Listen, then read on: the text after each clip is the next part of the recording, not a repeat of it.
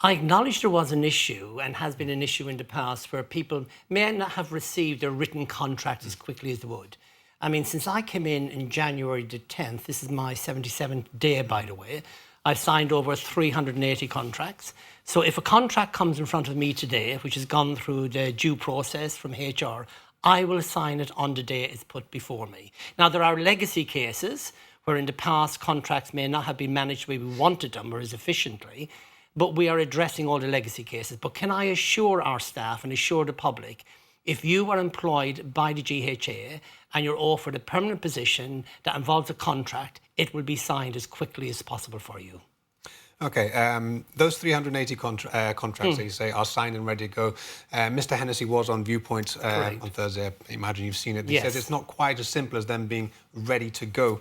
Unite has made several references and claims as to bureaucratic delays across the GHA. This was one facet of it. The most significant, as you've mentioned, employees not being given their contracts despite repeated requests, minutes not provided after meetings, candidates not being told for months at times of successful interviews. What's your view generally of all Well, this? I would say there's always room to improve. And of course, someone like me who comes in, I'm a new broom, so I'm looking at what we need to change. And we do need to tighten up how we actually manage the whole process. And we want to reduce bureaucracy. I'm working very closely with the employment department. And what we want to do is get through the process as quickly as possible. But can I assure our staff again, if a contract comes to me or someone who's been interviewed gets a job and I sign it on the day, they're paid, they've got their job, they come to work. Now, yes, of course, we want to have that written contract in our hand. And I think that's what we're trying to speed up so people can get that piece of paper saying, I have the contract in my hand. But I want to assure people, once the job is offered, we write to you and offer the job. We put you on our payroll, you are paid, you've got a job, and then we'll get the paperwork to you as quickly as possible. And we are going to quicken up that process. Okay, do you think, as you've said, you haven't been in the position long, it's coming up to 3 months and not even that yet.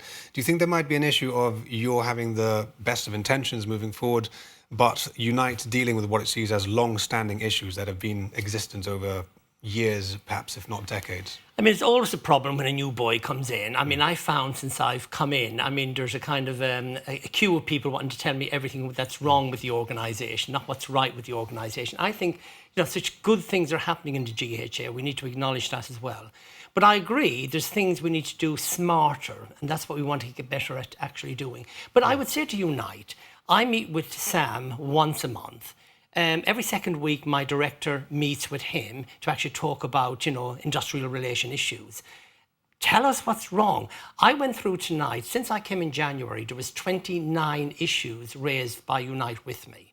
And I cross-checked everything tonight. Of that 29, 27 have been addressed. It doesn't mean we agree on everything, but we've addressed it and said, yes, we can do this. No, we can't do it. So all I'm saying to Unite and saying to Sam, sit around a table. We'll get more out of talking and negotiating than we do firing stones at each other. So my hands are out there, open doors. Sam knows this. Come and see me. He's often rang me. So has reps. They can get through to me. I'm keen to solve problems before they get out of hand.